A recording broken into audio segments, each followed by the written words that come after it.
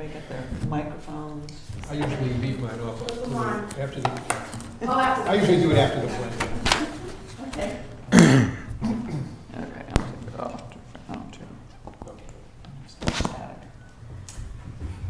Okay, good afternoon. Welcome to the January 22nd, 2025 meeting of the Westport Board of Health. Under Mass General Law, Chapter 30A, Section 20F, this meeting is being recorded. And we'll move now to the pledge. I pledge allegiance to the flag of the United States of America and to the republic for which it stands, one nation, under God, indivisible, with liberty and justice for all.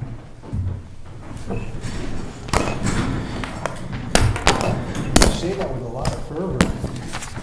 Today we have to. Okay, thank you. We'll move on to the director's report. Anything on the written report?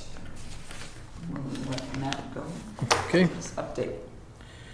All right, so the blood drives are started for 2025, and I printed a schedule on the director's report. So we had our first blood drive on January 16th. It went well.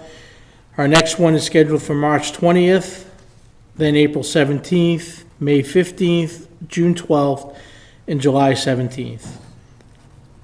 These are all where? These are all at St. John the Baptist Church, 9 a.m. to 3:30 p.m. Okay. August to December, once we get those dates, we'll post them on the webpage or we'll announce them at the meetings. Okay, thank you. So we ordered 2 bicycle sheds for the bike recycling program. We purchased those sheds out of a mini grant that we received from DEP. The sheds were delivered, and the volunteers from the bike committee are going to come up with a plan to get them assembled in place. Tim Burns was our transfer station worker. His last day was December 31st, 2024. The highway department covered the runs to empty the containers up to January 9th. So I just wanted to say thank you to the highway department for helping us out to keep operations moving at the transfer station. The transfer station foreman position has been filled, and Kevin, who is the new employee, started on January 9th. So far, so good. Things are getting done, and I haven't heard anything otherwise. So, under emergency preparedness, the state has updated its hazard vulnerability assessment. It's called an HVA. The annual deliverable is being coordinated by Region 5 Health and Medical Coordinating Coalition, the HMCC. And just a little background, the HMCC is a formal regional collaboration of public health and healthcare organizations focused on preparing for and responding to emergencies, mass casualties, or other catastrophic health events. So I'm currently working on finalizing the HVA, and I'll have it submitted by the February 3rd deadline. Okay, is the HVA, is it just for Westport? Is it for the Region 5? I don't know. It's just for what? So each community has- community within Region 5 has to do an HVA for their community. You could also, it's a little bit confusing. Some of the questions force you to think on a regional level as well, because some of the stuff that we don't have hospitals in Westport and so on and so forth. But they want you to focus on the answers primarily for the community. Okay. Our animal control officer has applied for the MAC Spay and Neuter License Plate Grant program. The grant determinations will be made in March of 2025. If you want to learn more about that program, please visit massanimalcoalition.org and navigate to the program's license plate, and it'll take you through and explain the program. So basically, the program is just for spay and neuter of cats and dogs. So I know we did a program, a free clinic, spay neuter clinic for the past year, so. Yeah. And this would fund another one next. this could, yes, and Yeah, it could. We do a lot of feral cats in town, so it helps with that population and being able to keep the feral cats spayed and neutered as well. Okay, great. Okay. Can I just go back on one thing? So this relates to the hazard, mitigation that plan that the town representatives, and I represent the Board of Health, and they're in the middle of, or we're in the middle of kind of working up this plan, and we should have kind of a draft of it. And I'm just curious, so one of the things that I have been advocating for, which have not been in the traditional plan, is, in terms of preparedness, is extreme heat events. And because there's floods and fire and hurricanes, other kinds of extreme weather events. And I'm just wondering whether the HVA is kind of goes through those, well, the report is broken down by the type of emergency. Like here's what happens in a flood, or here's what happens in a fire, here's how we're going to respond to that. So Or is it more, I don't know, I'm trying to... it gives you a basic scenario for that, let's say for extreme heat or extreme cooling, extreme cold. It gives you a basic scenario, but then after it gives you the scenario, it breaks it down into infrastructure, and you're going to answer the infrastructure questions and health-related type impacts. Okay. So I'll forward you a copy of the HVA, or Yeah. I'll forward the entire board a copy. And you can see how it's broken down. Is one of the tabs is kind of like the answer key. It explains, the different categories, what they mean, and the scoring of those categories. So you wouldn't be able to answer it without that key, but it's part of what I'll send you in one of the tabs on the Excel sheet. Okay. Just because I can save this for the update section if you want, but it's kind of, now there are these three things going on. So there's a hazard vulnerability assessment, there's this hazard mitigation plan, or like what had been called almost like the emergency response plan, which is also being developed with the assistance of Pear Corporation for the town. And then there's the Climate Resiliency Committee, which is going through the same kind of analysis in a certain way, all moving towards, this plan that,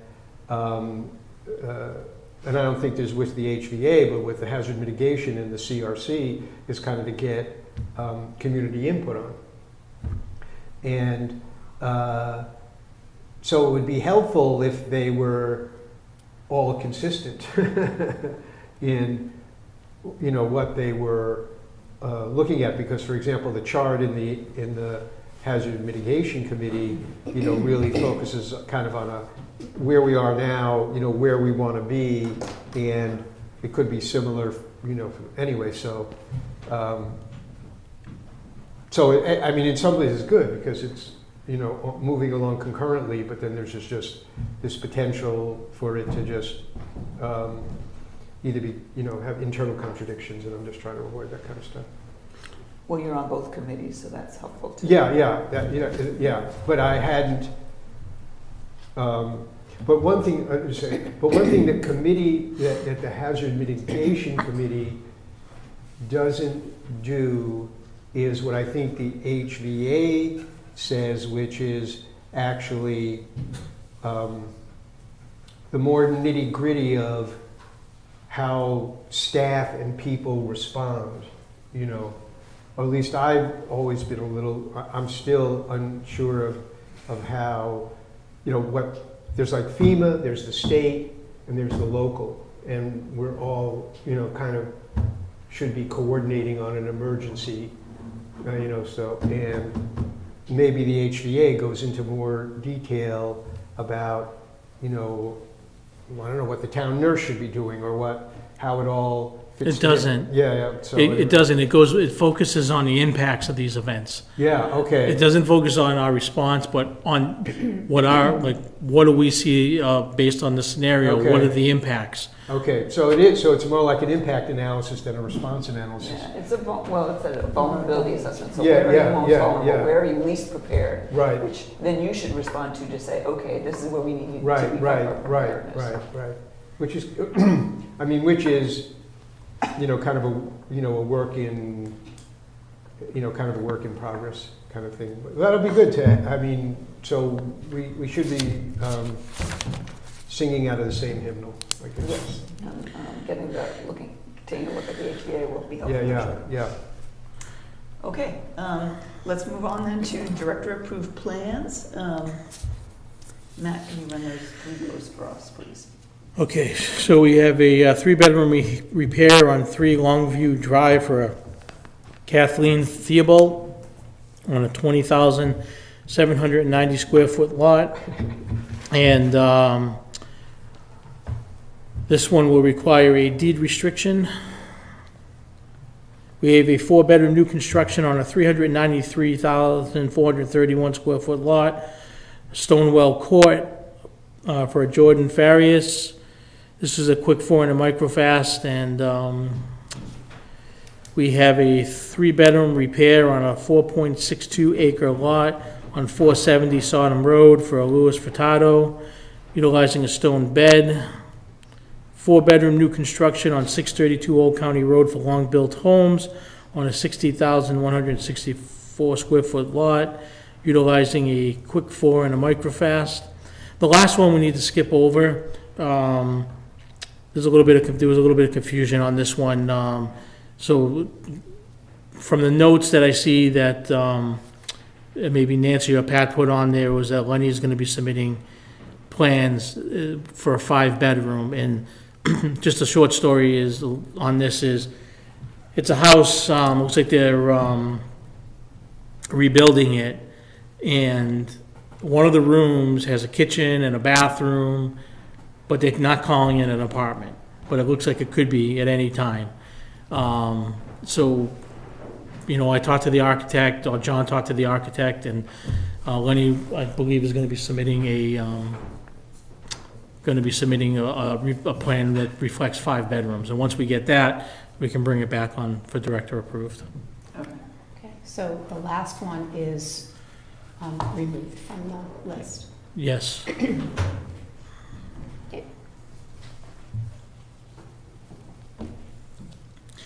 Okay, any questions about any of these? No. If not, then take a motion. So I move that we endorse the director-approved plans for 3 Longview Drive, which would, on the condition of a 3-bedroom deed restriction, Stonewall Court for 470 Sodom Road, and 632 Old County Road.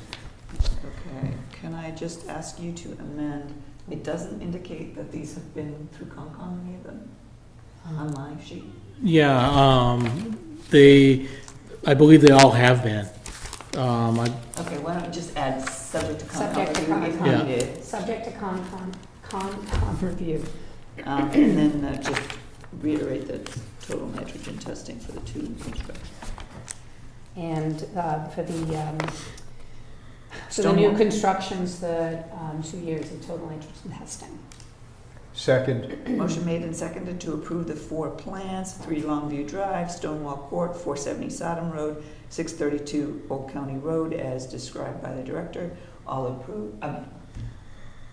in favor, excuse me. Aye. That's unanimous, thank you. Okay.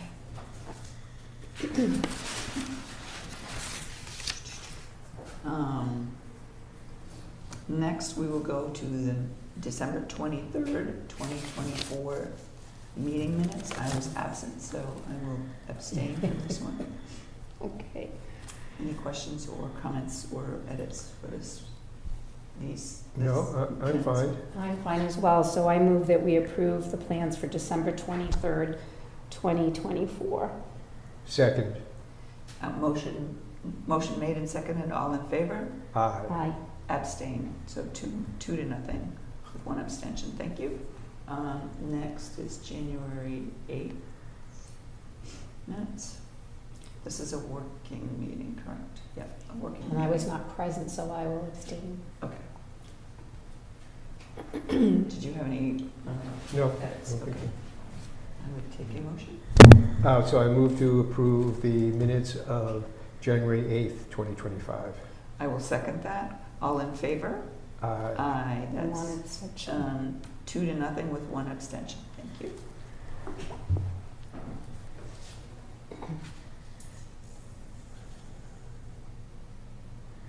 Okay, we move on to other business. So the first one is the FY26 budget review. We just wanted to go through some updates that have happened since our last approval, and just confirm that with the board. I'll turn to that. Okay, so we just, in the transfer station under the personnel salaries portion, I moved from expenses 6,800 to add into the salaries because we will have to use either outside contract, we will have to potentially use the highway department to cover when our driver is out. So, and the only way to pay the highway department personnel is through that portion, the salaries portion of the budget. So we had to increase that to cover that, to potentially cover those days. And we've traditionally had $1,000 in overtime, but I wanted to increase that by $1,000 because we've been running over a bit in the past years. So I increased that to $2,000, and we took that from expenses as well. We specifically reduced that from vehicle repair to add to the overtime. So the bottom line is the same, but I just wanted to make sure that you were aware of those Okay, yeah. updates. We've negotiated with Jim and presented to the finance committee that way as well. So, I would take a motion just to endorse that updated budget. So moved. Second. All in favor? Aye. That's unanimous. Okay. Next agenda item, year-end transfer from animal control to transfer station. Matt, will you walk us through that? Yes, so because we've had to use a mishmash of people at the transfer station all year long, contractors and temporary help, we will run short in the transfer station budget. So on both the expense side, because we've had to use the highway department and the personnel side. So animal control, because we weren't able to hire a second animal control officer, we have money left in that budget that we can do into department transfer. So we're gonna transfer down those remaining monies into the transfer station. It's somewhere in the ballpark of $28,000. We're not short $28,000, and I won't exactly know what we'd be short until the last day of the fiscal year, but anyways, by my estimation, the $28,000 should be, enough to cover all of that, and then whatever's not used will end up back in the general fund anyways. So it's just a way for us to cover the shortfall in the transfer station this year because of all the staffing issues we've had. And turnover. Yeah. And as you know, animal control, we were getting close to getting some viable candidates, but because we weren't going to get funding for the position next year, I told Matt not to We're not pursue. getting funded for it Yeah, so that money is available. Do we need to take a motion on that? Yeah, I just in case we're asked if the board, approved it.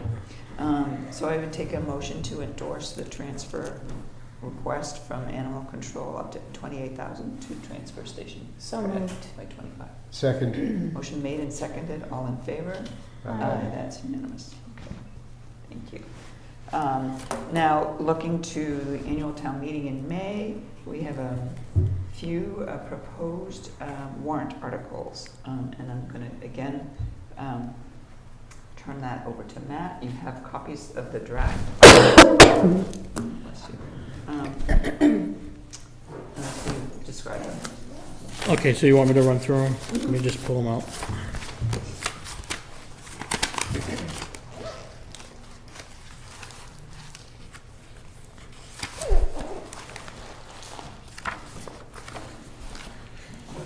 All right, so we have transfer from the transfer station receipts reserved article for $25,000 for purchasing one replacement roll-off container and light-duty equipment at the transfer station, and take any other action relative thereto to support the operation of the transfer station. It's pretty much the same article we've been putting on. It helps us, replace some of the containers that need replacing. And if, Receipts reserved is the revenue that, 15%? yeah, 15% of all transactions that go through the transfer station end up in this receipts reserved article. And if I know that we do need a lawnmower down there. Ours are pretty old. I think the one we borrowed from the cemetery is like from 1960, so, we really do need to get a better one. Let's just go through them all and, we probably can endorse them all at once. Okay. The next one is nurses revolving account. This is just, we put it on every single year. It's just basically, just to have the town approve the revolving account for the nurse, not to exceed $20,000 to pay for vaccine purchases and all supplies and expenses associated with vaccine administration, which may be expended without further appropriation by the Board of Health, and to take any other action relative thereto. So here's the one for the septic betterment. We have $163,000 left, and Nelia's got kind of a list of people still that probably eat that up pretty quickly. So this article would allow us to apply for the $500,000 loan. So specifically, it reads, to see if the town will vote to appropriate $500,000 for the purpose of financing the following: water pollution facility projects, repair, replacement, and the upgrade of septic systems pursuant to the agreements with the Board of Health and residential property owners, including without limitation all costs thereof as defined in Section 1 of Chapter 29C of General Laws, to determine whether this appropriation shall be raised by borrowing from the Massachusetts Water Pollution Abatement Trust or otherwise, and take any other action relative thereto. And the next one is for a household hazardous waste day, to see if the town will vote and raise and appropriate and transfer from available funds the sum of $15,000 for the purpose of conducting one or more household hazardous waste collection events for residents of Westport, and properly disposing of the hazardous materials, and take any other action relative thereto. So we're going to request $15,000 from free cash and marry that with leftover money from the previous household hazardous waste day, which is, I think, $8,000 we have left. So it'll give us a total of $23,000 to hold an event. We haven't done one of those in 3 or 4 years, so I thought it would be a good idea to see if the town would be interested in doing that again. Any other questions or comments on those? No, good. Okay, I take a motion to endorse those 4 warrant articles for submission to, I guess it goes to the select board. So moved. Second. Motion made and seconded, all in favor? Aye. That's unanimous, thank you. Okay, draft 2024 annual report. It's got an earlier version, it's been spiffed up a little. I incorporated the comments that I got, I believe. And I have another one. Huh? I mentioned to Matt, Okay, there's one line in there that needs to be stricken. okay. I had a suggestion for the bullet list of, in order to protect the public health and environment of Westport, the Board of Health will, which my suggested language is to coordinate with town departments in planning and responding to future threats to public health, safety, and the environment. Just because, Add that in as a new one, you're saying. Is that correct? yeah, because Because of all the activity going on. because there's a lot of activity that we're doing about that, and in fact, the first, and in part because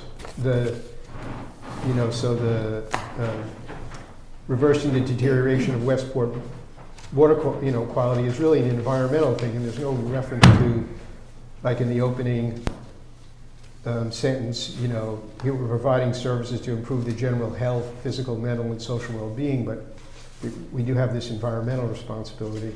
And then, some of the other things that are listed, the climate resiliency and hazards mitigation. So anyway, I can just pass that sentence on to Matt. Yeah, if you can, just tell me where specifically did you want that added? There's a bullet list of the thing. A bullet list? Yeah, these are the overarching goals, and so,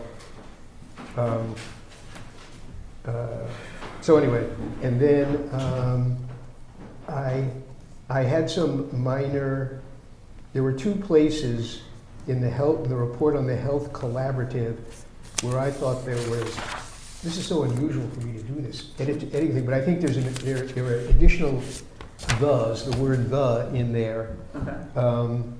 And, I wrote notes on where they are. If you want me to tell you where I think they are, then if I can find them myself. But anyway, let's see.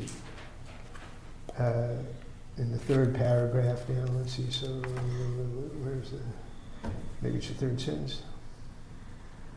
I don't know. Anyway, so I will pass them on. They're very minor, but. Yeah, I think aims to strengthen local public health systems instead of the local public health systems, maybe. Yeah, Okay. maybe that's it. Yeah. And then So get rid of the in front of local? Mm-hmm. yeah, and then in the one where well, this is, I think this is, yeah, this is fine. I don't, where the sentence down one, anyway, it says, in addition, the collaborative, where you have a capital T, and I don't know that, It doesn't need to be capital. it doesn't really need to be capitalized. Okay.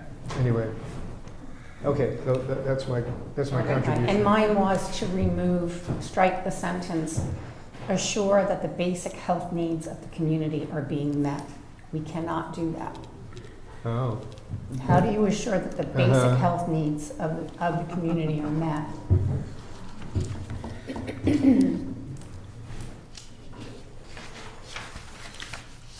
We can educate them about basic health needs, but to assure that they're met is another animal. Okay. So, Good point.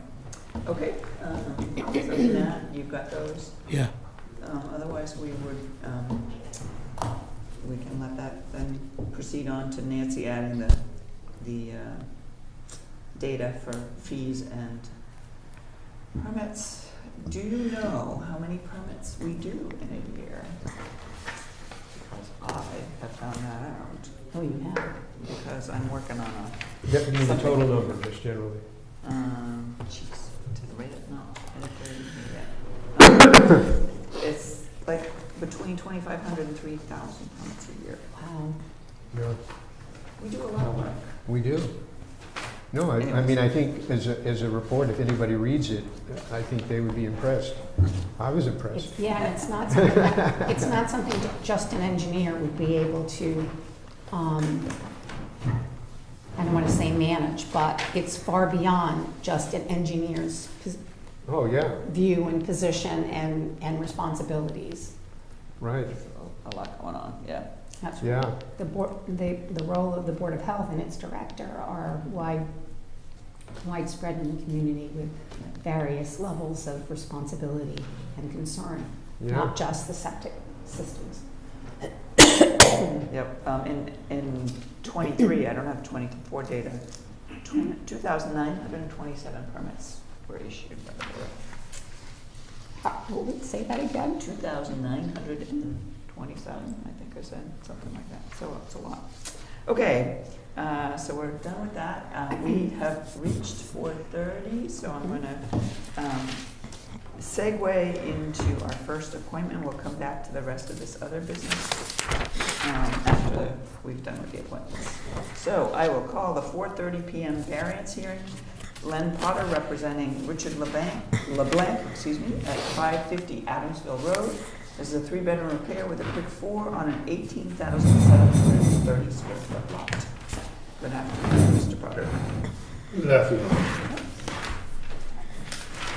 This is a difficult repair. This particular plan was approved back in 2019 by both the Board of Health and Conservation. The previous owner had a solar house never put in, now the house is being sold and it needs to be installed. Anyway, I got a small lot, 18,730 square feet. Adamsville Road's at the top of the plan, top of the page, and the plan view, corner is on the left-hand side, so it's right on the corner. The well sits in the front yard, and that well is gonna end up being 56 feet from the proposed septic system.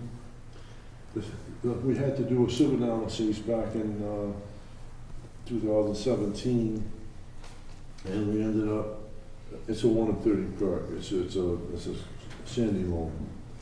So consequently, 3-bedroom house, I had a system this size, 54 quick 4 standard infiltrators and 6-row configuration. The septic tank that stays a 1,000-gallon tank, and that's no good. So we're going to put a 1,500-gallon tank in place of it, tie it into a distribution box into the septic system. The septic system will have PVC barrier on all sides, and to save the paved driveway out front on Cornell, they're going to build a concrete block retaining wall to allow them to park their cars more or less level with the road. The finished grade, the existing grade is 95/10, and the finished grade is going to be eventually 98, so it's almost 3 feet. Variances that we need are 3. The proposed system is less than 20 feet from the basement wall, so we need 15 feet we can give you. The second variance is the proposed well is less than 50 feet from wetlands. The closest point in that corner is 20 feet.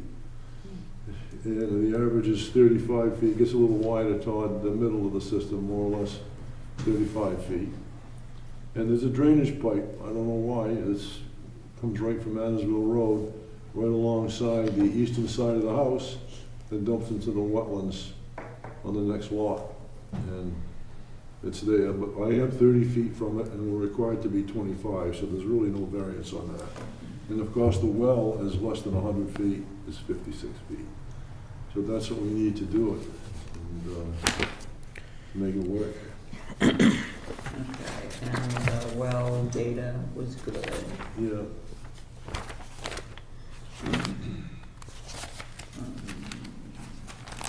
December 14th. Okay. I'll turn to Matt for his report. I think everything is, as best he can do. It's a tight spot to squeeze this in, so I don't really know there's anything more you can do to get distances away from anything. Yeah, and just to say, it was discussed at the Concom meeting last night, and the commission was comfortable with about 20-foot separation from the wetland. So, I have a question about the variances. You just mentioned sieve analysis. Are you asking for the use of sieve analysis instead of? Yeah, and I turned the sieve report in on the original plan. Right, because isn't that part of the variance? Wouldn't we need to approve a sieve analysis or not? we do have to approve the sieve analysis. I just wanted to make sure that we include Yeah, that. I mean, I'm assuming that was reviewed. That's okay.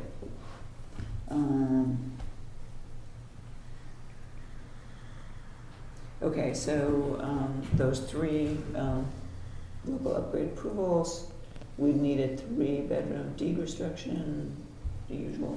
I'll let you guys do the motions usually. Did you guys review the MFC waiver? He did put one in there. Yep. Mhm. Okay.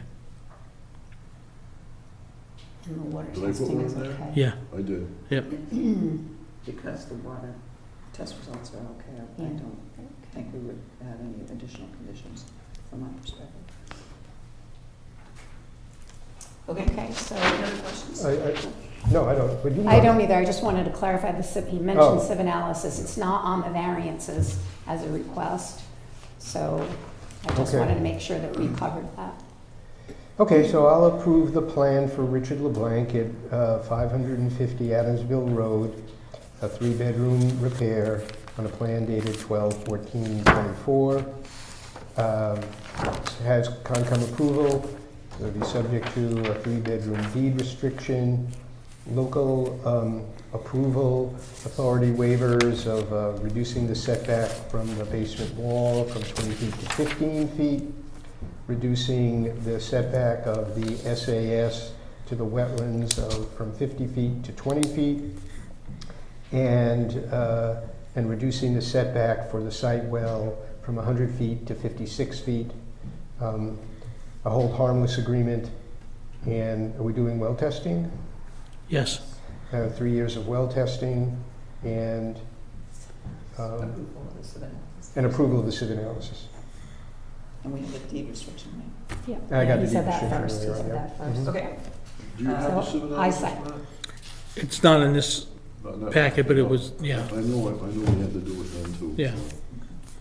Okay, I second the motion. motion has been made and seconded to approve the project for Richard LeBlanc at 550 Adamsville Road with those conditions. All in favor? Aye. That's unanimous.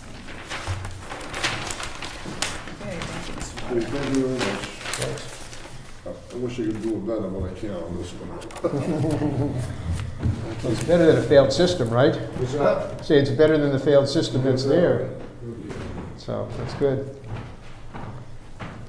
Okay, we have a couple minutes. I'm guessing, do people feel comfortable? I don't see any butters or anybody here. If we just move to the next hearing. Sure. Okay, Okay. we'll call Christine Lewis. I'm assuming that's you. Who else would come to a very cold Board of Health meeting? Oh, it's freezing today. And it's not that warm in here. So you're applying for a stable permit at 32 and 36 Cahoons Lane for up to 5 horses is what we have on our agenda. I'm gonna let you just describe. We have the application and sort of a little drawing. Yeah, they told me to draw my property, because I own both properties. And, but my house, the one I live in, is, basically I put the barn on the other piece of property, but it's abutting, it's right next door. I just consider it one big property. Okay, So that's why I put both the 32 and the 36. okay. Well, let me turn it over then to Matt for So I will just say that we hadn't had a chance to go and do our inspection yet. There was an inspection Oh. on it. Before, he had come in the, when do they usually go? In September, October? Oh, for the barn books. Barn books. Yes, I guess. So he has to come out and do a separate inspection for the stables. Oh, okay. Um, For location and yeah. things and, So I'll have Joe, our health agent, reach out to you to set something up, maybe for Friday or next week, early next week, just to get that out of the way. And, I do have an appointment on Friday at like 12. okay, well, we'll reach out to you and you can just let us know what's best for you. And I know you've been speaking with Nancy, so we were still waiting for, proof of vaccine for Lincoln? Yeah, I got it. I Okay. printed it up before I came because I said, they didn't give me my, when I printed up all my stuff, I says, they didn't give me the rabies one for Lincoln. So, Is this my copy? yes. Okay, thank you. Yeah, I called the vet and asked them to send it to me. That's all. I think, when I was talking with Donna earlier, she had mentioned the well distance from did you mention that? Yes, I Yes, did. so the well distance, so we're just gonna need to get we'd like to know the well distance from where it is to the paddock, so. So we can measure that when we're out there. And it's supposed to be how many feet away from the path? Well, we like to be 100 feet away, so. Other than that, I don't have anything else. Okay, and you have all the copies of the regulations, so you know what the requirements are for manure management and stuff like I that. actually don't. We can give you a copy of the new manure management reg that we have when we come out, or we can email it to you. Okay. Well, because I didn't even know when I pay. Like, do I wait for this to be done? Because I still have to pay for them putting it in the paper. Do I come like tomorrow to ask the girls? I think that's all. I think we took care of that. I'll just give me a call tomorrow morning, Okay. and I'll let you know. And are there butters that we need to? She did, all the abutter notifications are in here, yeah. Okay. Yep. Okay. So I have a question. Mhm. So, so the last time that I recall that we had a stable permit, we took some pains to figure out how the manure was being managed. And part of it, and so I don't know if there was something particular about that case, but There should be a manure management plan. yeah, there's supposed to, yeah, in which there was two parts to it, I think. One was, and this is essentially a groundwater protection and also maybe a nuisance thing, depending on where your neighbors are. And so part of it was having the pile be either in a covered structure or that it's covered some way so it's not getting rain and snowed on, which then increases contaminants from going into the groundwater. And then also we asked for whatever the contractual arrangement was to have the manure removed. So I don't know if that's in your plan or not, or how you plan to manage the manure. So,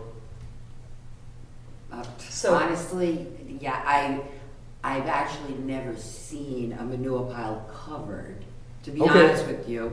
I've never heard of it being covered. I try to keep it away from my horses as much as possible. I don't Right. have it near any wells or anything. I bring it to, like the back of the property, because there's no houses or anything. I'm kind of surrounded by a lot of woods and stuff. So I bring it to the back, and what we do is, once my pile gets full enough, we take it with the backhoe and move it, or I give it to people for their gardens, things like that. okay. I just will say there was something very particular about that last case. Yeah, so it might have been Yes, that. it was. So, but we do have a manure reg that I can, I will get to you, and so you can follow that reg. But yeah, there was a lot of different things with that case that sparked all that different stuff. Okay. So, There was some abutter concerns. And Oh, things going on. okay. So, but since the office is gonna follow up with you, we have to make this, if we do an approval today, it will be contingent upon the inspection. I think it's probably a good idea just to review the manure management regulations and acknowledge that you understand what you're supposed to abide by. Yeah. My recommendation. and we have everything we need here, so we got the rabies, so I think we're good paperwork-wise to satisfy the application. Other questions? No? I'm just gonna check. Are you in a butter to this? Yeah. Oh, support. We like support. We like horses too, I know. Oh, Okay.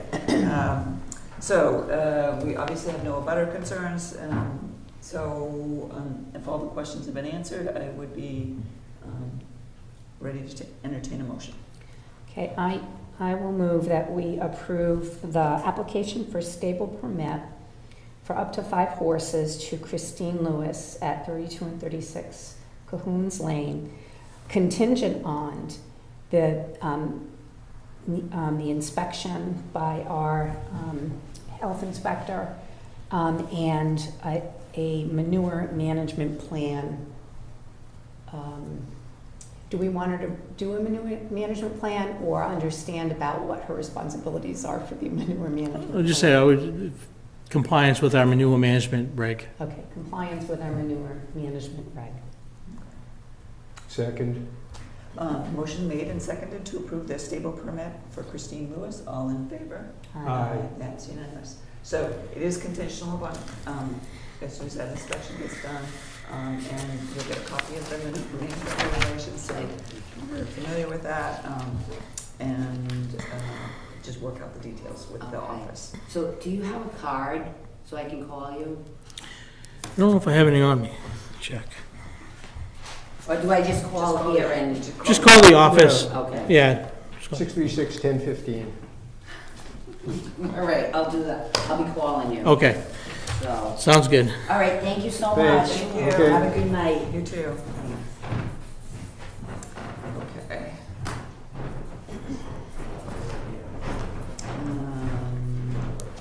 Okay, we now move back onto the other business. We're gonna do the meeting calendar. Because there are 4 or 5 meetings that occur on Holidays. holidays, we need to reschedule. We're only having one meeting in February? No, we have one on the 3rd. Third, Yeah. the 17th is a holiday, so Okay, we okay. either reschedule or cancel. Okay. Um, I wouldn't be here for, well, actually, no, I would be here. That's school vacation week Yeah. also, for Mm. those who are babysitting or traveling, skiing or whatever. Yeah. So, That's a tough week for me. Okay, yeah. So we can either move to the following week. Now, what That we've should done be fine. sometimes is move, like, have the meeting on the 24th and skip the 3rd of March so that we have 3 weeks in between. March has 3 meetings anyways. Yeah, Oh, yeah, I won't be here for the 3rd of March. I won't come back till the 7th okay. So, Get a date. will you be here on the 24th? No, of March? no, February. No. Will you be here on the 24th of February if we move it? Says we're, okay. I will be I'm away. suggesting that we move the President's Day, 17th, To the to 24th. the 24th and skip the 3rd of March. Oh, So we Oh, have, skip the 3rd of March. because it's 3 weeks, I don't want 2 meetings 2 weeks in a row, that's too hard to manage. And there's not that much. okay. It's pretty quiet. Okay, yeah, I'm trying to remember, yeah, that's okay. Okay. I think I am going on vacation. This is more an April thing. I'll come back later on and make sure what the Yeah, dates my are. vacation's the end But, of okay, February, so- beginning of March. So for February, where are we? So the proposal is. To take away the 17th and just, We do not meet on the 17th on the holiday, and we Right. meet move that to the 24th, okay, and cancel the March 3rd meeting. We would have March 17th and 31st. okay. So I won't be here for the 31st, Okay, just so. But I will be, so there'll be okay, a so there'll be a quorum. quorum. All right.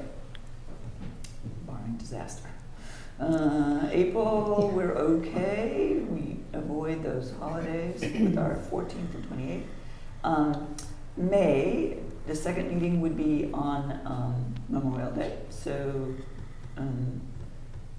that gets into the busier time of year with septic stuff. So I'm thinking maybe we should try to do the 27th.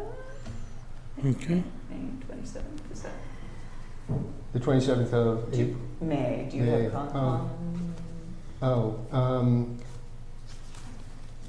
I can't remember. I mean, I don't have the calendar here with me, so we can, we can put it down tentatively. It's not that terrible to have, the 2 meetings it's not the end of the world if we want to put it there. Okay. All right, so we'll move that one to the 27th.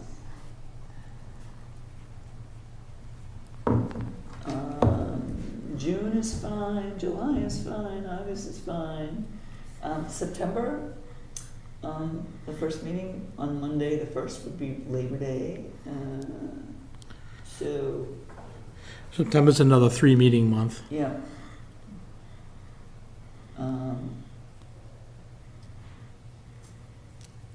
But then I might suggest that we have the meeting move the 18th to the 25th and just skip that meeting. So again, we have 3 weeks in between rather than going 4 weeks without a meeting. But I'm open to. That, I mean, it's fine with me. This is so annoying. Why does it do that? I tilted in that. Do you want to look at this, Phil? I tilt it, no, I just laugh. Oh, sure, Look at yeah. that, right? So everything in red is a holiday. Everything in yellow is a Right, meeting. Right. Yeah. So we're into September now? We're talking I'm about? talking about September, moving the August 18th to August 25th and skipping September 1st. Okay. Okay, So, yeah. That seems you fine to know, me. That'll be good. things happen, we might change it, but. Yeah. So what was it? Could you repeat that, Tanya, please? I'm sorry? What was that plan? We are moving the August 18th meeting to the 25th. And canceling the September 1st meeting. So we Okay. have 3 weeks in between each set of meetings.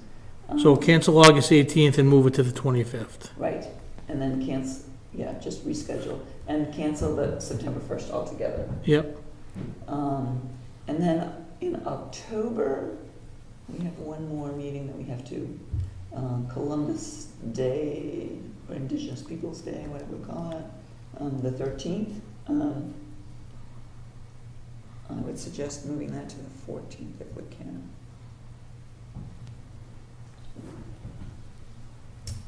Is that all right with folks? Yep. So move October 13th to the 14th. Mhm. Yeah. I just again have to check, to see that Right. that works with Concom.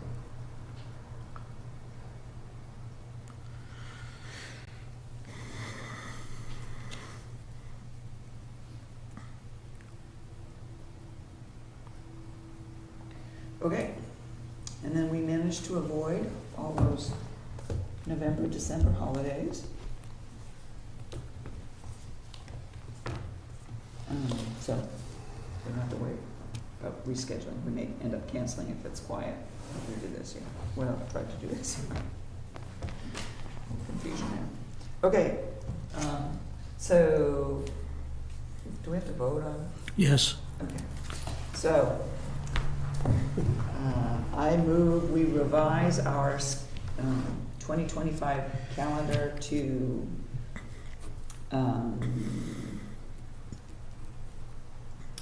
cancel the February 17th meeting and move it or reschedule to the 24th, cancel the March 3rd meeting, reschedule the May 26th meeting to May 27th,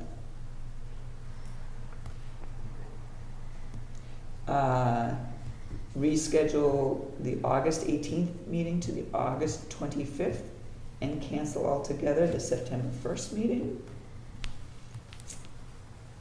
and reschedule the October 13th meeting to October 14th. Do I have a second? Second. Motion made and seconded to revise the calendar accordingly. All in favor? Aye. That's unanimous. Thank you.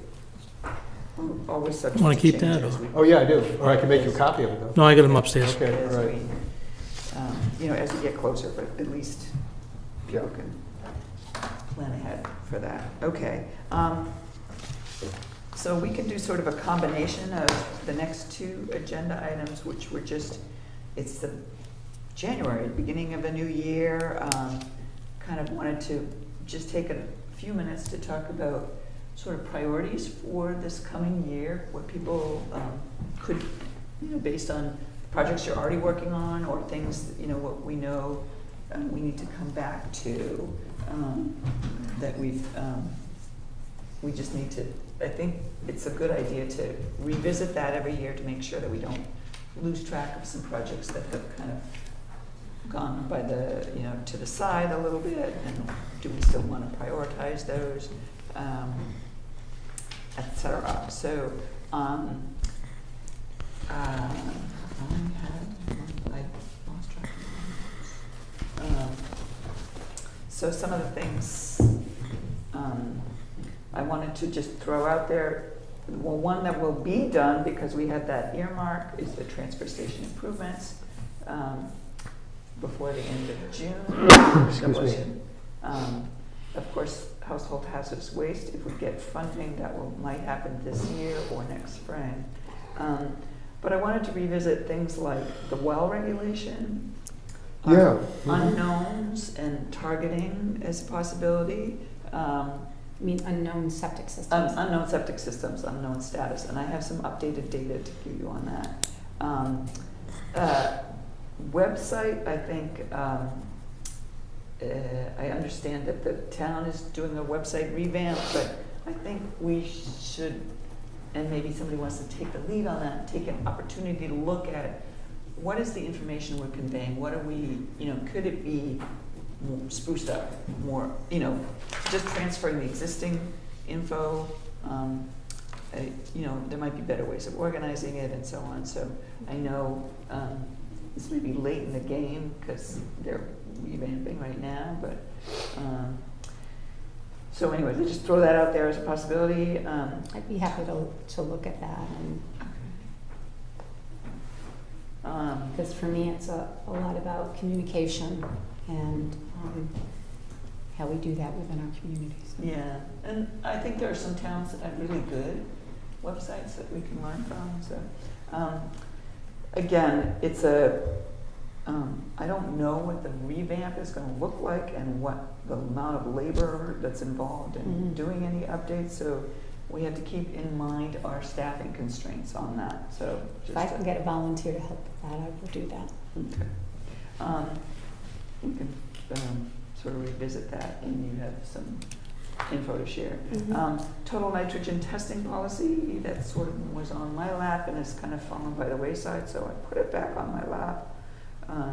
Stormwater management is another topic that we keep on wrestling with periodically and not doing anything about.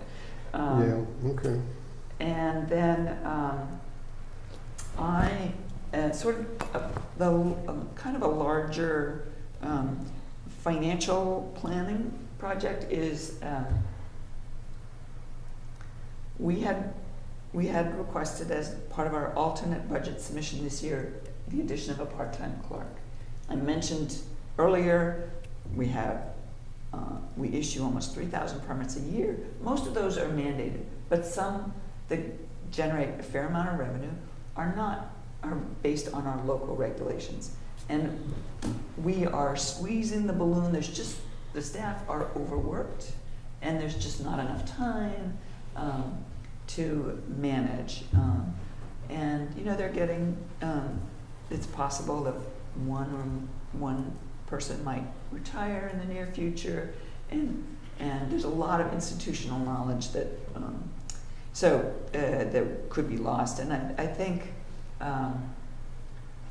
I have started doing an analysis of in particular the dumpster roll-off regulation, which was instituted in January of 2019. So it was before my time, but that brings in, on average, the revenue for that is $48,575 a year, dumpsters and roll-offs combined. The number of permits, I have that note, is hundreds of those permits. So it's labor intensive. I believe it's a good program because it helps keep dumpsters, that they're not too close to somebody's property and they don't cause a nuisance and they're not overflowing. Regulating is beneficial to the town residents and for public health.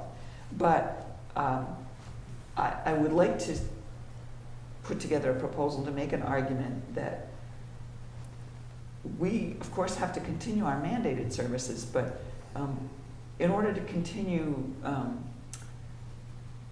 doing those extra beyond the bare minimum of what we're required to do services, we need resources, we need the staff. You know, we have been level funded, other than the 3% raises, but for expenses for years, for the staff.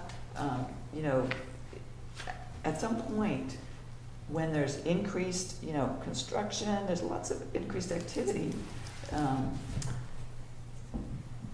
we can't put the stress on the staff anymore. And so, so I would like to pursue that and bring a proposal to the board to see if we can seek support for a part-time clerk. We've looked at, you know, 19.7 up, whatever, below benefits, but a part-time clerk to take on some of these specific programs that generate a lot of revenue for the town, but we can't, we sacrifice in our mandated duties if we, you know, because we don't have the resources.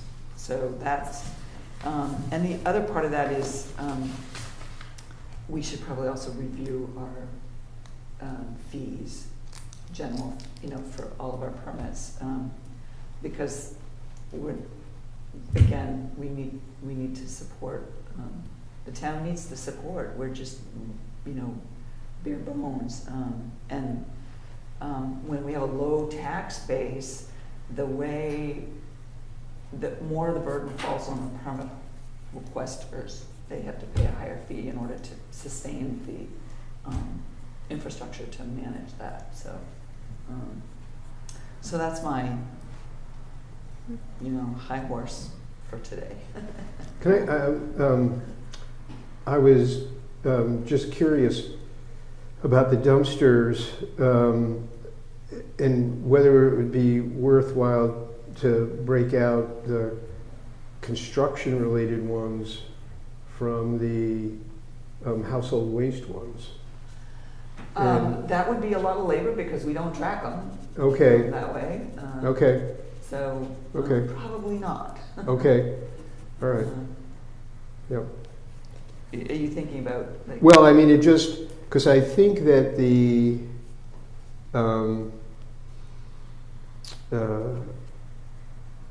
because I think you touched on the two aspects of it, and one is like through the regulations, you know, to reduce, you know, the kind of complaints, because I think what really initiated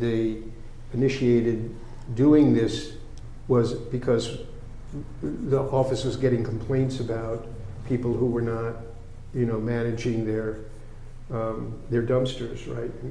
And you know, and then there's the revenue part of it, and I didn't know because so there are two solutions, I guess. You know, one is to, you know, get another, you know, get a temporary clerk, you know, but who knows if that's going to happen, right? If they're going to fund another, you know, if the town will fund another position for that. So then it's going back to just kind of reducing the workload as a whole.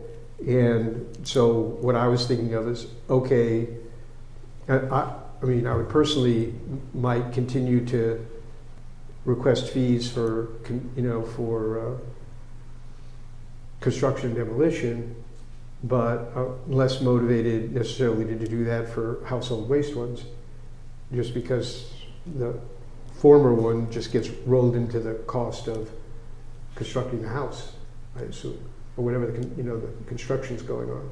So, but I don't know if that would be significantly different in terms of the workload. But I was thinking, well, there's probably, you know, a lot more homes that are using dumpsters than homes being built using. So anyway, it's just a wild thought, but because if what you're saying is true, which is that the situation is untenable for staff, then Plan A is to get more staff. But given everything that's going on, you know, what do you think the odds are? Well, So then what's the plan plan? B would be rescind the regulation and not Yeah. have that workload. Well, I think there's a difference between rescinding the regulation, because rescinding the regulation relates to us going, when we get a complaint, we can say, we have a regulation on this and you're in violation of the regulation, and you have to come into compliance. You know, you can't put your dumpster on the road, or, you know, you're not keeping it covered, or whatever. So that's separate from issuing a permit. And Oh, go ahead. anyway, no, so that's just a, I was, if everything was done online, wouldn't that take care of some of the burden of the costs on the staff? If things were done, yeah, but we could have doing the it. money part of that's complicated. I mean, it's complicated for the town. I don't know quite how it works. You know, everyone would have to be paying by credit card and all that stuff. And I'm assuming it happens Could 'cause- join the 21st century. yeah, no, I mean, there are towns that have all their permitting done, you know, online. And they Most have, towns have. yeah, and they have Exactly. a centralized system to do it and, you know, to manage it. It's more than that, though. It's getting updated lists from the from the dumpster companies. You know, dumpsters show up in one spot for a couple weeks and then they get removed, and we have to track that. We have to remove them from our list. We have to get an updated list. We have to, the money is different each month that we collect from these dumpster companies. So it's a little bit, even if it was online permitting, it wouldn't alleviate the burden of the Right. tracking of it. Yeah. Well, there's probably systems out there that could do that for us if, you know, If we had the money to if we spend. have, it- you know, Right. I'm sure that could to do it. But anyway, we don't have to, you know, Yeah. we don't have to massage this idea anymore, but I'm, you know, Well, what I'm looking for is essentially your support for us to at least make the Yeah, attempt. yeah, And then we yeah. can reassess, how do we manage the workload yeah, going forward? yeah. And maybe that is stop collecting Yeah. fees and tracking that and. I mean, how many dumpster companies are there? Just, you know, I don't know, maybe 24? 24, okay, yeah, all right. But the number of dumpsters and roll-ups, I have that somewhere, because I was been doing these figures. So in 2023, we issued combination 1,348 dumpster permits and Right. 297 roll-up permits. Yeah. But we don't know how many companies they came from. No. I'm not- You know, companies pay the fee, but then they may pass that on to And I think there's certainly there's almost like an incentive for both sides. I mean, you know, it's too bad there's not like a dumpster association, but I mean, there could be ways that the companies, like if you sat down with some of the companies and just talked to them about how we could make this more efficient, or, you know, do it in a more coordinated way, you know, that also, you know, might be possible. But I think the idea of first getting the additional staff is, you know, is a fine way to go about it. I mean, it might be that someone would ask the question, well, can't you make the system more efficient so you don't need something? You don't need the staff. Like, what have you done to try to make the staff, you know, make the process more efficient? So, It's not just about the dumpster. There's tons more things that the additional Okay. staff could help. It's not, I'm using that as. just using an example, but there's Right, probably, right. you know, another half a dozen or more things that additional staff would be beneficial for. right, okay, well, On a that's- part-time basis. yeah, yeah, And yeah. I agree. like, I know what you're saying. like Tanya alluded to, that, you know, if there is a, you know, retirement in the near future, part-time staff would have to step into that role. Yeah. Otherwise, once that person's gone, Right, then what do we do? And so then we have to, so I just think that we'll be more efficient we're efficient as much as we can be. yeah, And if we were able to get more staff, we'll be more efficient and be able to serve the public better. right. I think that's, you know, what we're trying to get at here. Yep. No, that's important to, I mean, that's important to know and to note. What I guess the part that I'm saying is, we generate, you know, $45,000 or $50,000 of revenue from that program. Right, that more than covers a $25,000 part-time. Yeah, worker. yeah. So, Yeah, so that's, so I'll work on continuing to develop a proposal for us to see if we can get somewhere with that.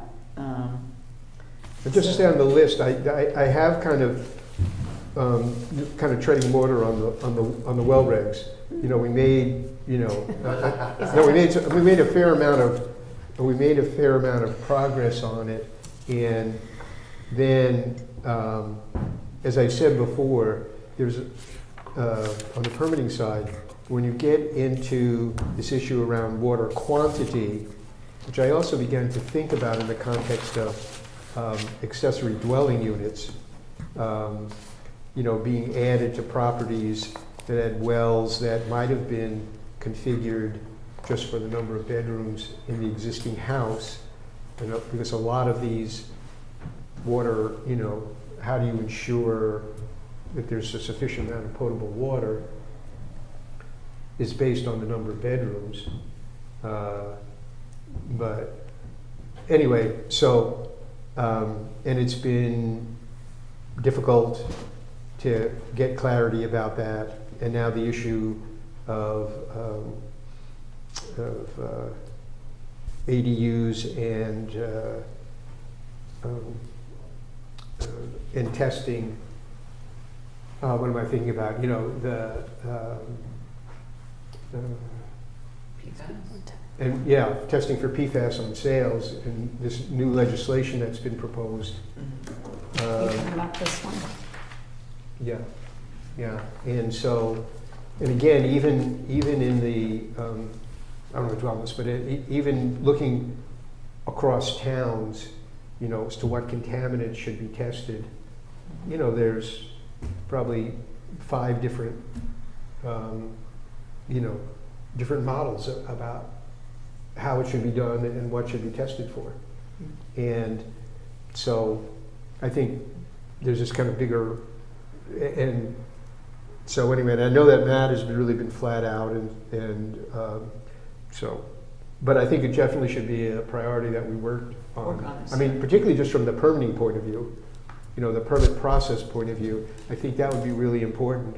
And, you know, if we want to finesse the other to later times, or just reiterate what's in our regs now, you know, and leave it open-ended, like kind of, you know, that would be okay too. We could take it in phases, but Matt and I need to cut some time out to do that. So it sounds like well regulations should stay on the priority list for this coming year, and hopefully we'll make some concrete. I mean, do you think that's right, that we should move ahead on that? Yeah, I think so.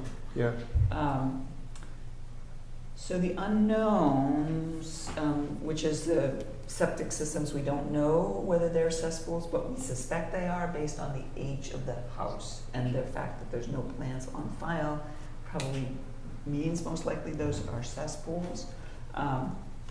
Based on the pump reports that we got, I identified 16 properties that have cesspools, some of which were already identified previously, but a bunch not. We have had a number of plans coming through that were unknown, so those are knocking down the total number of unknowns. We're now at 691 total unknown septic status, which I think we were over 800 before. So we're, you know, making progress. But these are, a lot of these are property owners who have not been alerted to the fact that we don't have septic plan information for them, and we would like to get information to have our records more complete at the very least. And if they are cesspools, you know, they should be aware of the deadline in 2028, and give them enough time to figure out a plan. So I know one of the ideas was to prioritize based on location. So I did, I updated, you know, I did a pulled data sorted by street address, which is the best I can do for location. And I'm wondering if we should target streets like, let's say, River Road, that are right on the river, or at least on that side. I don't know what that's the odd number side or even number side, or some other way of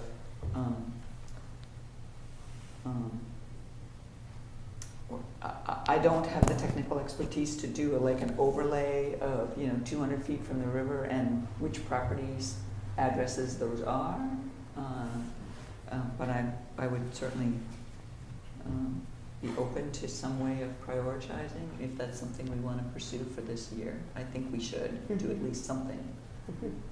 I agree with that.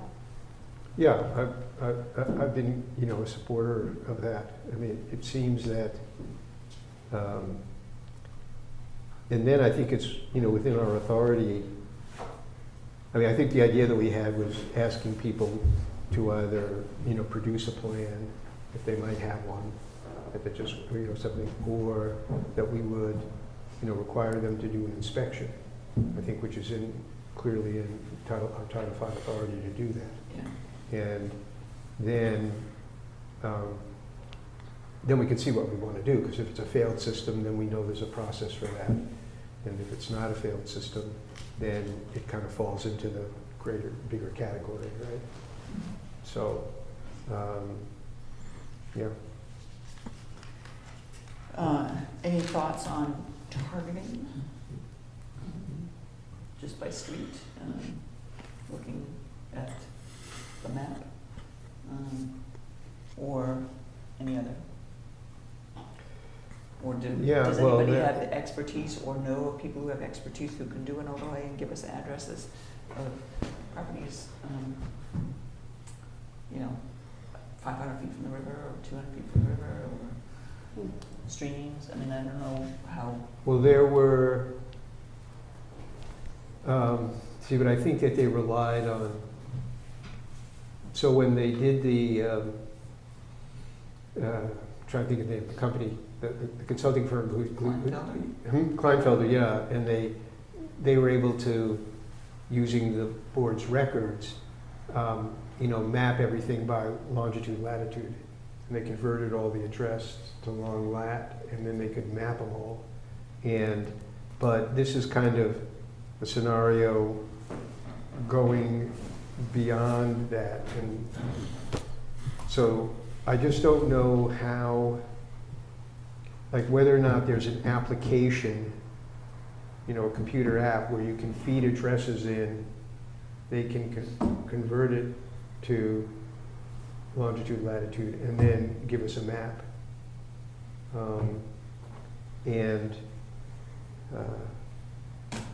Which would still require somebody to input the addresses, but I have all the addresses, all the properties, the 691 properties. Yeah, so I think that, one thing to do would be to inquire how complicated it is, or whether you could just acquire that, the application and just run the application and have it, generate a map based on the addresses. I just had a thought about it. And then, once it's mapped, then you can do distance from Right. a bunch of different things, Okay.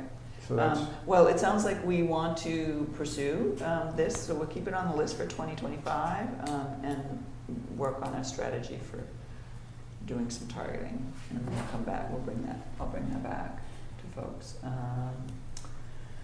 Nitrogen testing, I guess I need to revisit that. Stormwater management, what are we thinking about that?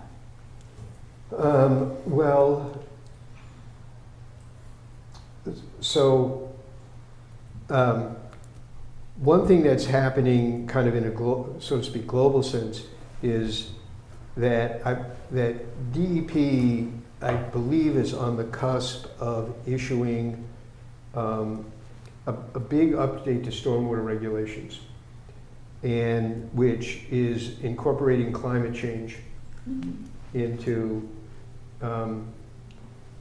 you know, doing stormwater regulations.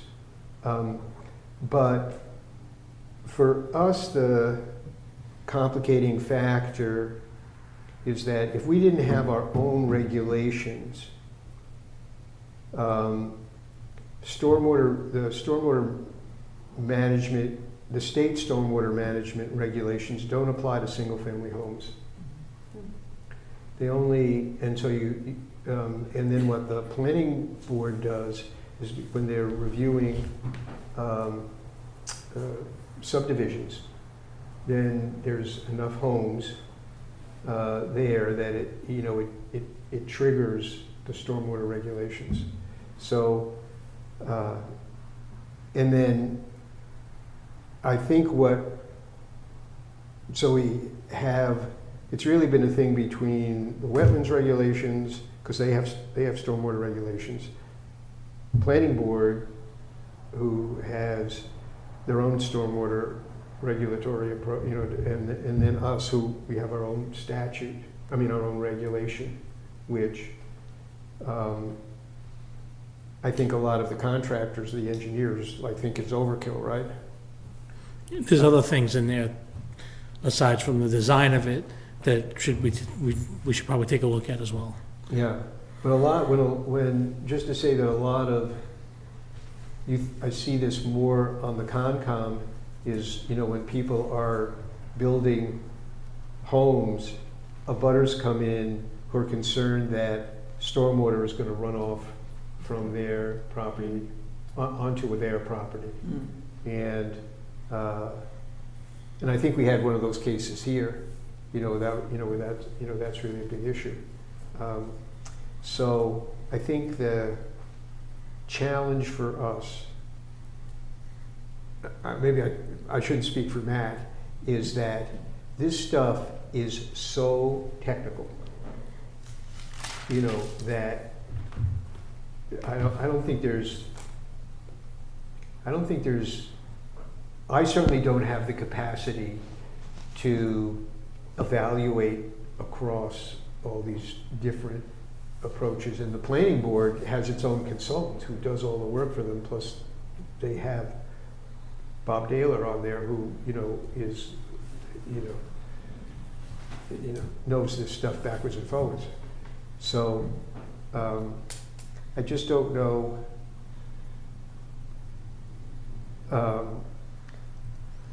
quite how to deal with it.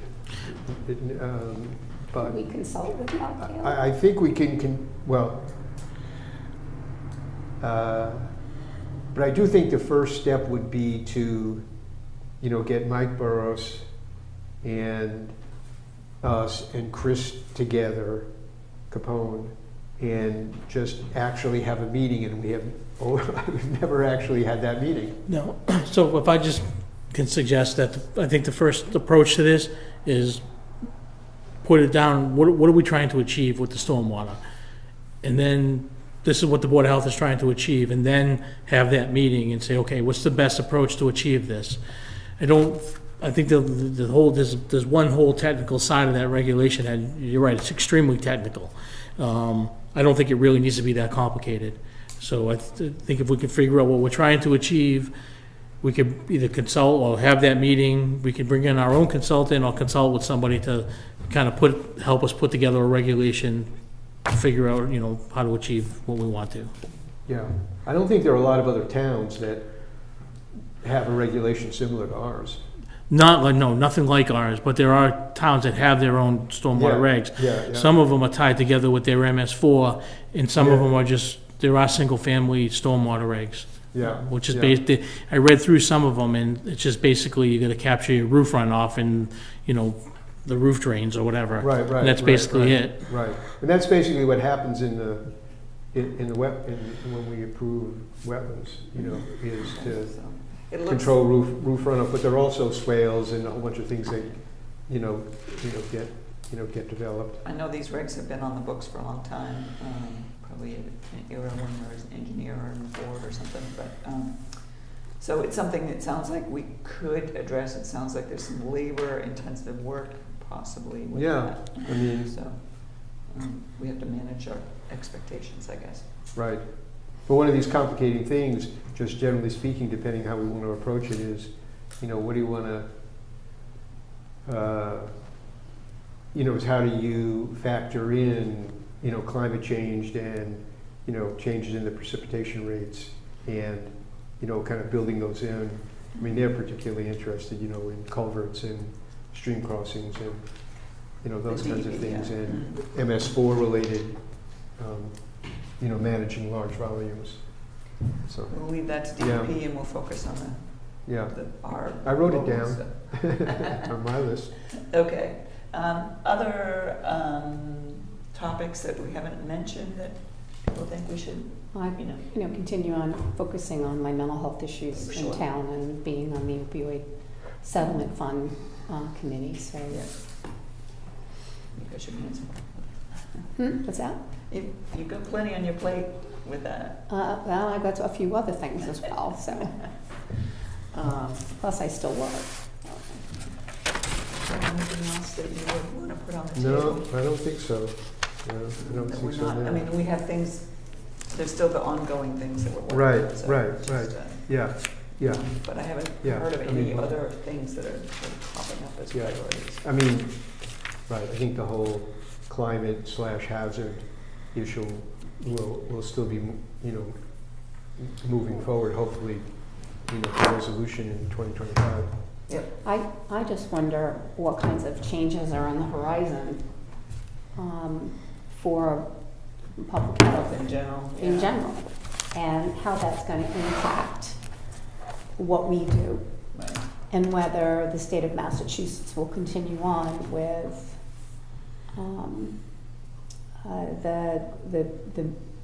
the approaches that we have been taking that are scientifically backed and based, and but I'm concerned about some of the possible changes that are coming up the road.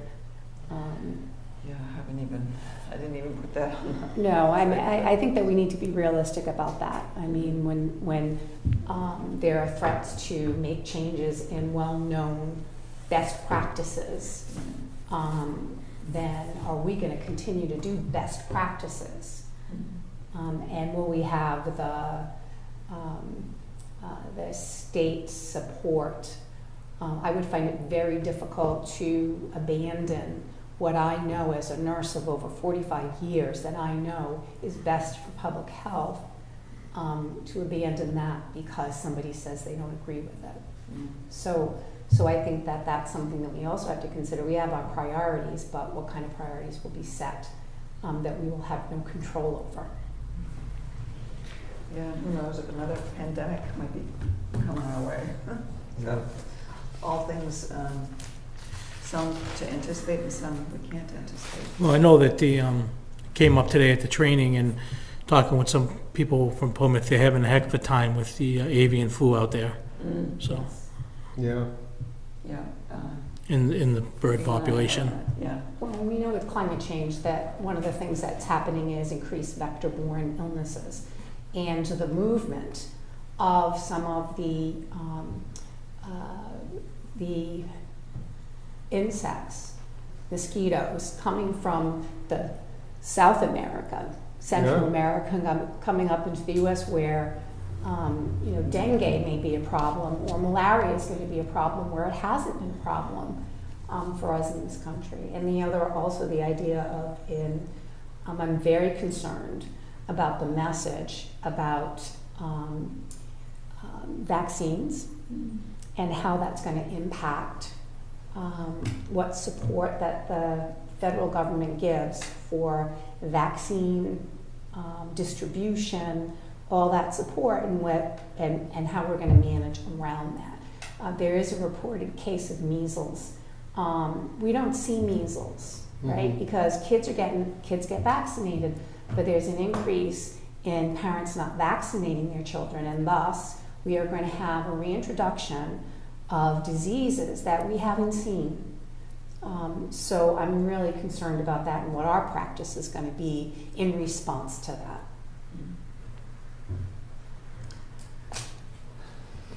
There's going to be, we'll see how the state provides that leadership. That's right. Fortunately, I think our state leaders are on board with following best practices.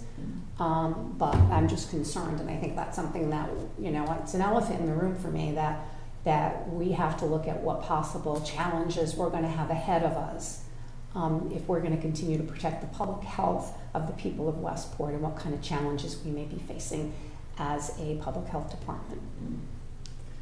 It's going to be fraught navigation, I guess I would say. Okay, I think we are all getting cold, so let's wrap this up. Is there any other key board member updates people want to share? So there is one other thing to say about the accessory dwelling unit, which is that, I submitted the suggested FAQs, and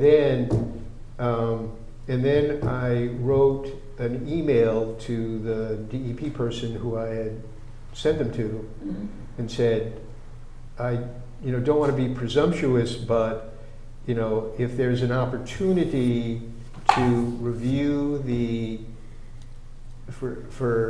review the FAQ before you actually publish it, to get some feedback before you do it, I'm available. Plus, I got appointed to the Septic Advisory Committee when the whole,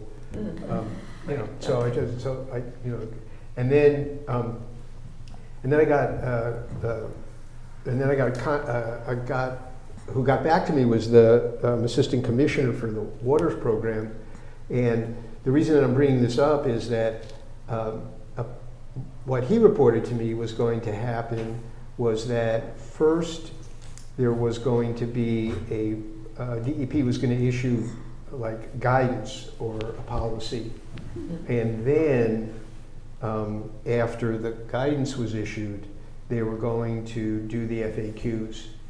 And so I said, well, if there's a window between the issuance of the policy and the FAQs, again, I would be available to give you feedback, because we could read through the guidance and have questions, and you could build the answers back into the FAQ. So, so the February 2nd date is when they're supposed to issue something, because that's the effective date of the statute, apparently. I was told that's why they picked February 2nd. So, yeah, so we'll see what happens. And then there's this MIHA presentation coming up later on in February? March. In March. But I think the policy will be out, and I don't know. So at least we'll have some guidance at that point, and see what they're doing.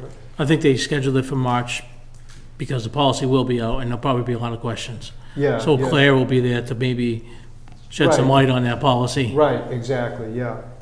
And I don't know what the sequence is, whether they'll put out the FAQ before before Claire's presentation, or, which might make sense, because that might, they might anticipate, a bunch of things that Claire wouldn't have to handle. Well, you'll keep us posted on that. Yeah, so we'll see what happens. We'll see how it goes. Anything else? No, I've had 2 meetings of the Opioid Settlement Fund Advisory Committee, and we're in the process of trying to organize ourselves to know how our process for allocating funds, or asking the select board to allocate funds. But in the meantime, I'm working on mental health awareness stuff, and I will accept any suggestions for any topics that people in the community would like to be addressed, that I can bring in speakers, or that I can at least do an event, a presentation on for the community. So if anybody who watches has any suggestions or idea for a topic in mental health that I might present in May, to please call the office and let them know, and to leave your number, and I will give you a call. Thank you.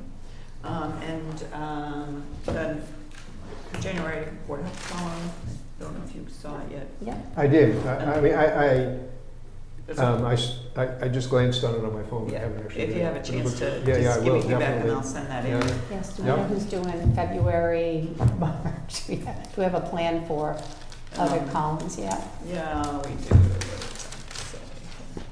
I know I'll do one for May, for Mental Health Awareness Month. Yeah. I think I was gonna do one on our green burial stuff, because we have the policy now. Well, the ADU one, probably people would be Yeah, interested. I can't remember what I have notes about. You have one you want to do, Phil? Do you have one that you would like to do? I was saying I The could do one on the ADU. accessory dwelling units one. Yeah, can't, I don't have notes. I did have some thoughts on columns, but, tick-borne disease, we're gonna have a presenter in April? Yeah, so I've been working on that, maybe March, maybe April. I know in April, May, the tick biologists get busy because they're in the field doing testing and all that, so maybe March. I'm working on it as we speak. Okay, Was working on it before the meeting, so. so maybe we can wrangle somebody to do it. Yeah, there's a couple of tick biologists, there's a couple of them that I'll reach out to and see where we can, what we can get going. Okay, so we have a bunch of topics. Speaking of vaccines, there's a tick vaccine that is in like whatever the last phase phase of 3, testing yeah. is, you know, so if, if the government allows people to use it. Maybe you tick. Okay. All right. I'll take a motion to adjourn. I move that we adjourn this meeting at 5:38 PM. Second. All in favor? Aye. Thank you. I need the heat up here.